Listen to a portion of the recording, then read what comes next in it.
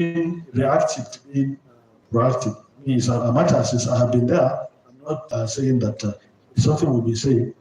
So that, like I said, once FARC releases, they are taken up. We don't notice the rates have gone down because of FARC, and the rates have gone up because there is no FARC. So we need to smoothen that. Fortunately, the central bank is part of the technical committee for FARC disbursement, so they have the information.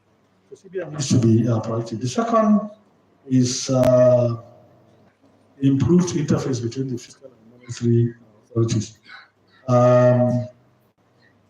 It's very, very important. Communication in monetary policy is very, very important. People in government tend to see CBN as where there is money for financing government operations. Honestly, it's not correct. We need to educate, our people. When I was at Central Bank, I was called to a meeting, and everybody was there. All revenue generating agencies were there, and CBN was there. And I said, we don't have any business being there because we are not customs. We are not so if you need money, we go and credit your account. No stress, but there are consequences. We don't want to go the route of Zimbabwe. So CBN, that interface is important. I'm not sure that many of the people on the fiscal side understand that, unfortunately.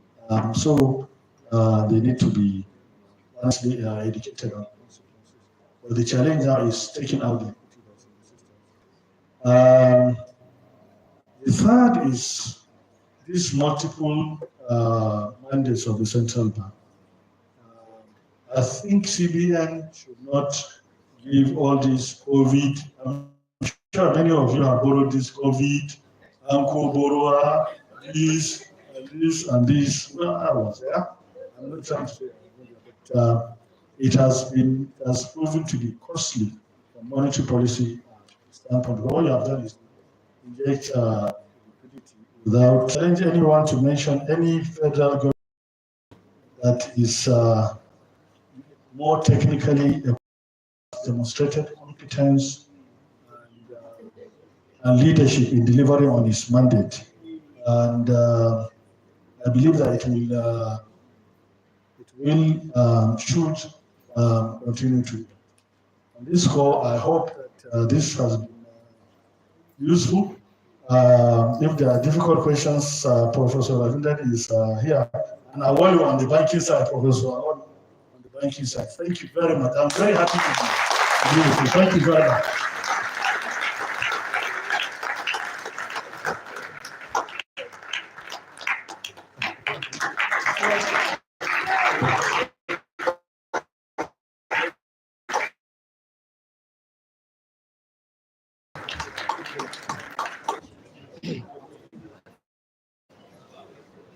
Thank you very much.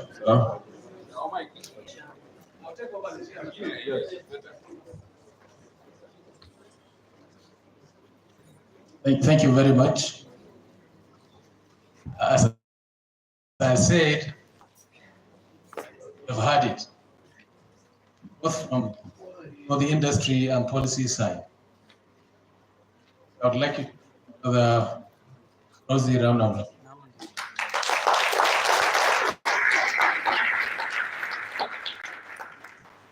As he has been saying, another colleague of his also has been involved in the policy issues in the country, especially chosen to serve. I believe also there's something that will reinforce what has been said. Bluetooth has been connected. Both give us chance to go to the question and answers. I'm preparing your mind before the time for questions and answers. We will not repeat questions. I will not take extra lecture from the floor, please. So you have questions, raise. I think the question has been raised, it is not to be. Right? I believe the discussion is ready. Thank you very much.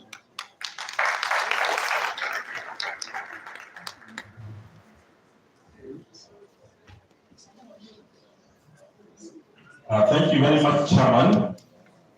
And to our August visitor in August, the lecturer, I would like to specifically thank you for this beautifully presented paper and well-written paper. I took my time to read it.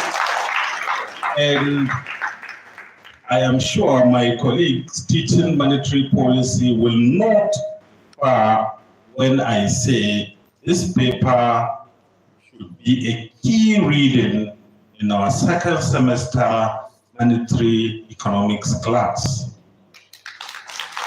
That would give us the opportunity to contextualize and put theory and micro foundation to all the issues that the lecturer presented. So quickly, within my 10 minutes, I would like to discuss this paper, adding flesh and detail where the lecturer hesitates to do so for obvious reasons. I am an academic. I cherish my academic freedom, and I will be so. I'm no longer the Vice Chancellor or Deputy Vice Chancellor, but Aliyu Rafinda Sanusi from Economics Department, Ahmadu Bello University, Zaria. The lecturer raised, I counted about 10 to 11 contemporary issues in the formulation and execution of monetary policy in Nigeria. And I will restate them to refresh your memory. Multiple mandates,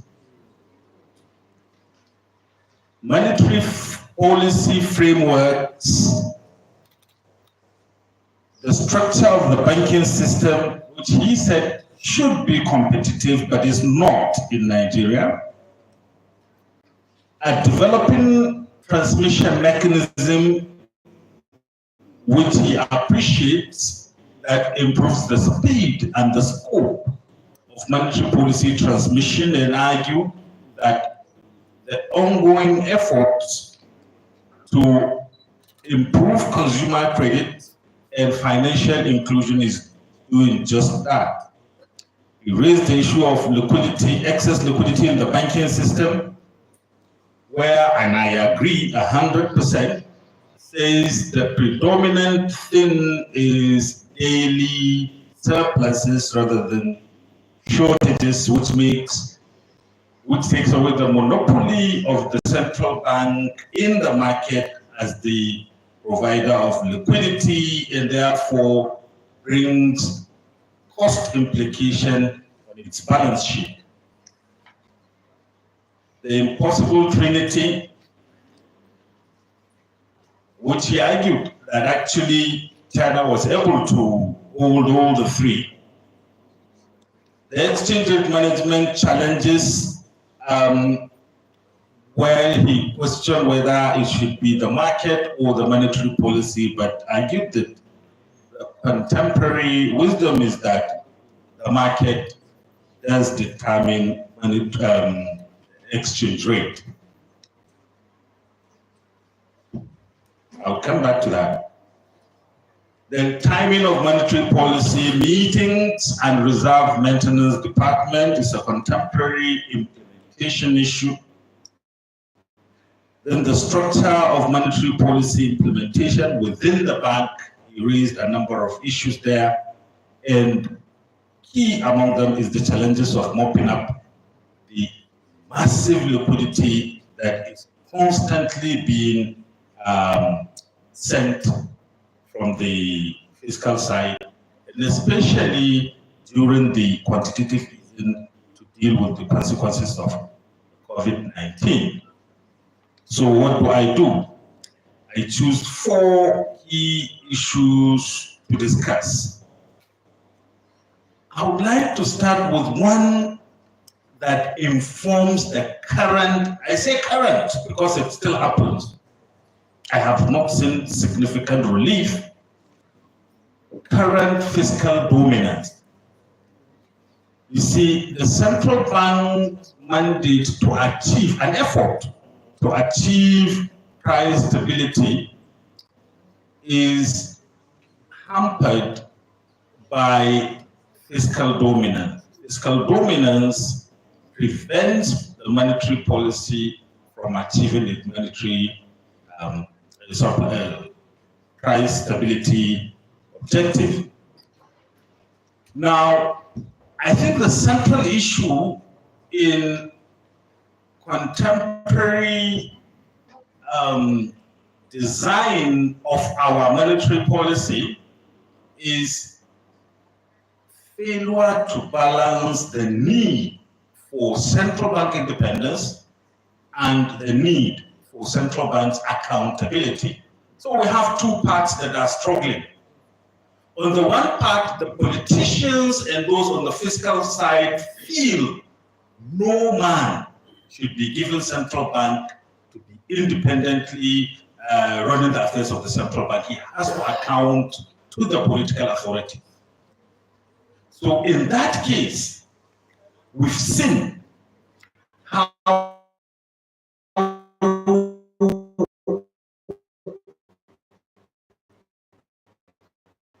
that narrative that becomes, but for to assert the independence and therefore maintain, achieve the mandate of the central bank, key mandate of the central bank, price stability. What am I talking about?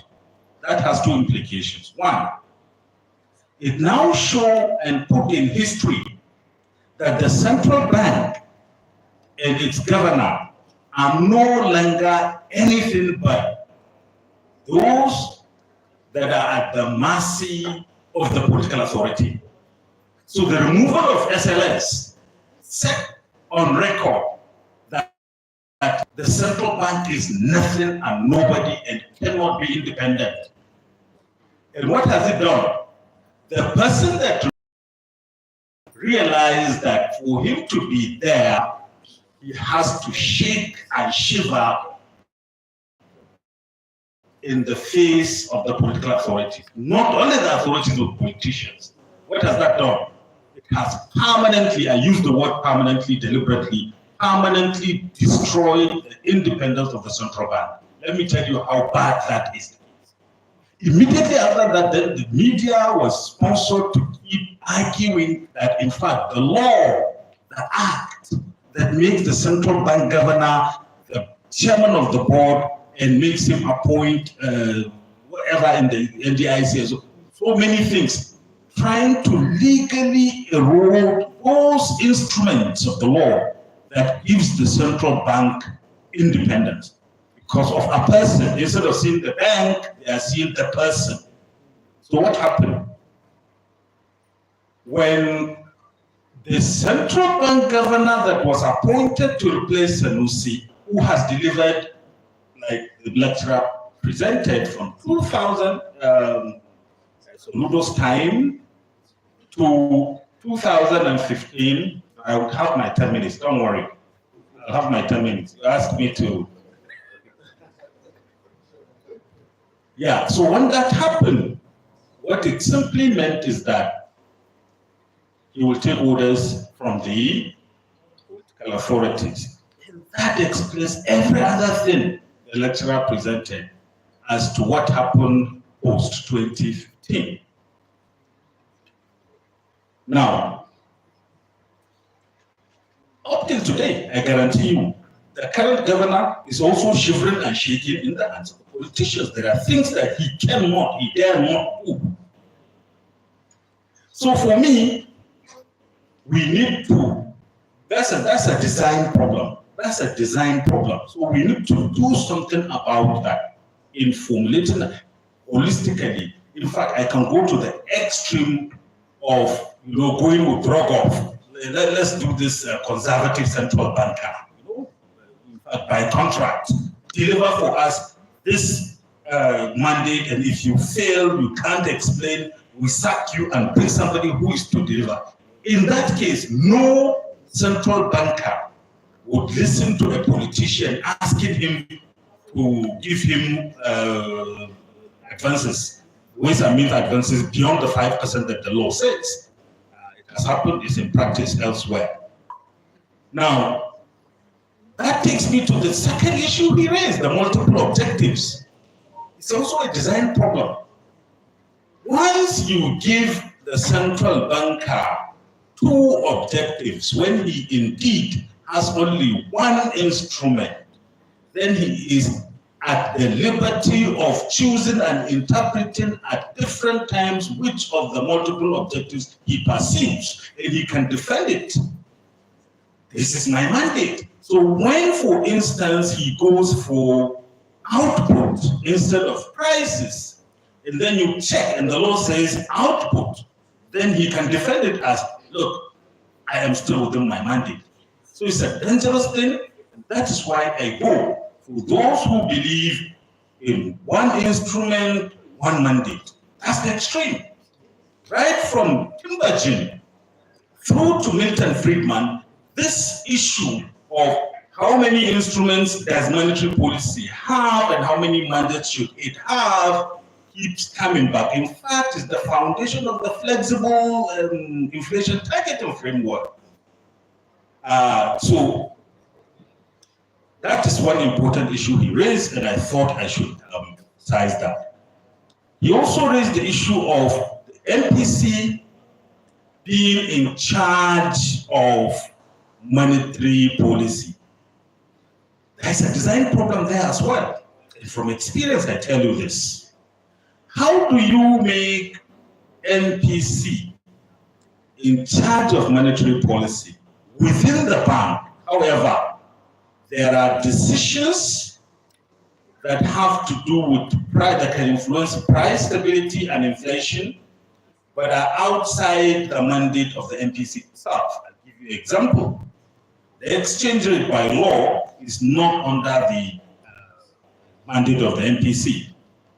So if, for example, the MPC is trying to bring down prices and then the exchange rate pass-through is very high, and for whatever reason, the bank, the board, decides to devalue, assuming the president tells them to, whatever.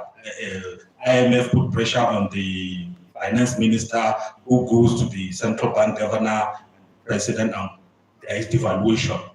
What do you think would happen to the prices? That has jeopardized the objective of the monetary policy. So that is just one. Ways and means, for instance. When the central bank governor decides to extend ways and means, as it is their role, lender of the last resort and banker to government, yeah? The government needs some overdraft, and then they go to the chairman of the board, whoever, the governor, and the governor does not need to bring it to the monetary policy committee, and then they extend it. And they extend it beyond the legal limit, because it is the politicians who meet with the governor in fact and tells him, we can't pay salary, you have to provide. Everybody faces the central bank governor, you have to provide. And the central bank governor doesn't feel that he's the best. So the development finance also is a function of, there's a window in the law, it provides for that. But it's not also in the control of the monetary policy committee. So why am I talking like this? Because if you are asking the monetary policy committee to deliver low inflation, then you must also empower it. You must also empower it to have all the instruments, especially from within the bank, that weigh on their mandate. As simple as that. Thank God the government somehow realized this and they say we'll back to full mandate and they are removing some. But we're not sure about the ways and means advances, whether or not they continue, because the records are not yet, are not public anymore.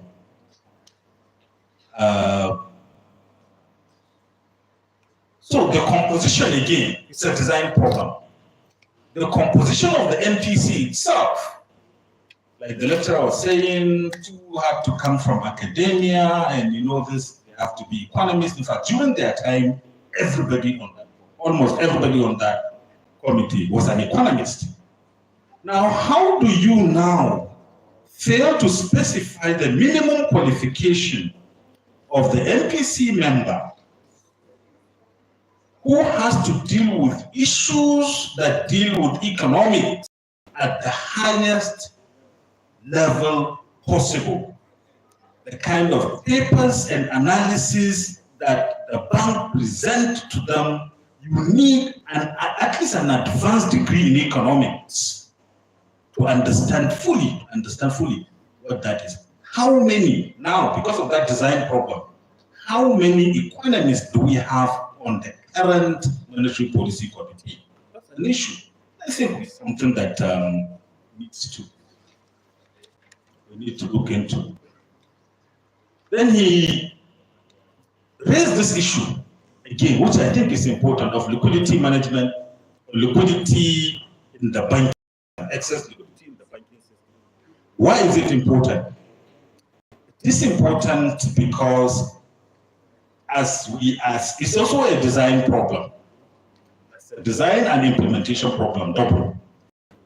Why is it important? Because as I talk to you now, the central bank has to have issued OMO of, in space of 2 months, over 1 trillion. You remember when they were issuing OMO?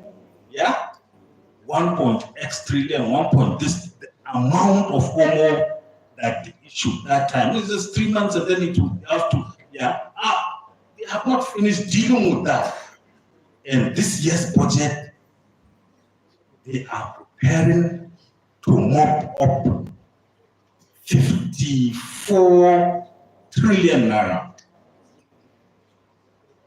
I'm not saying all of it, but either those that will run to the foreign exchange market or those that will run into the money market and those that will run into the, what is it called? Sockaway.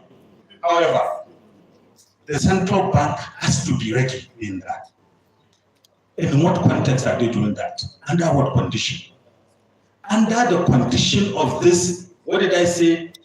Shivering and fear and permanent subservience to the political authority. So the power is not there, for instance, for the central bank governor to go to the Minister of Finance and say, no, you can't do this. You can't. In fact, the platform does not exist. In fact, let me tell you, some people were saying, throw the central bank governor and put him right under the Ministry of Finance, as was before. When they were talking about fiscal monetary coordination, why we changed the tone in the advocacy was because some people were already thinking of forming a committee that is legally binding, that puts the fiscal authority and the central bank monetary authority together to agree on. When there you have a minister and there you have a governor who is superior politically, then why should he say, I want to expand, and the subordinate would now say, no, I can't. Then we quickly change our tune for the advocate. No, you don't need that. There are already existing platforms within this arrangement. You can harmonize. Anything that formalizes it amount to fiscal dominance. We're going back to the 70s when the central bank governor was just under the Minister of Finance, when he takes just directly from the Minister of Finance. That is the danger of the flaws the lecturer highlighted in the design and formulation of monetary policy in Nigeria. For want of time, this discussion would continue in my class, monetary policy. Thank you very much.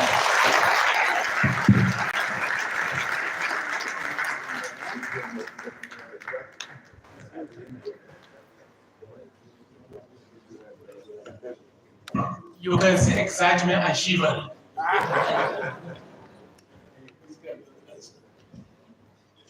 I believe from the paper and the discussion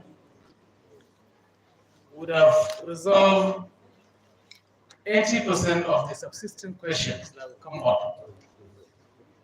So as the chairman,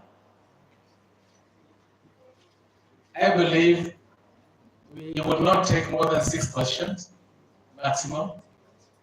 We'll be happy if there are only 2 questions because there is enough information from the paper and the discussion. However, I'm willing to allow 6 questions if there are. You'll go by rate of hand and I'll make the choice.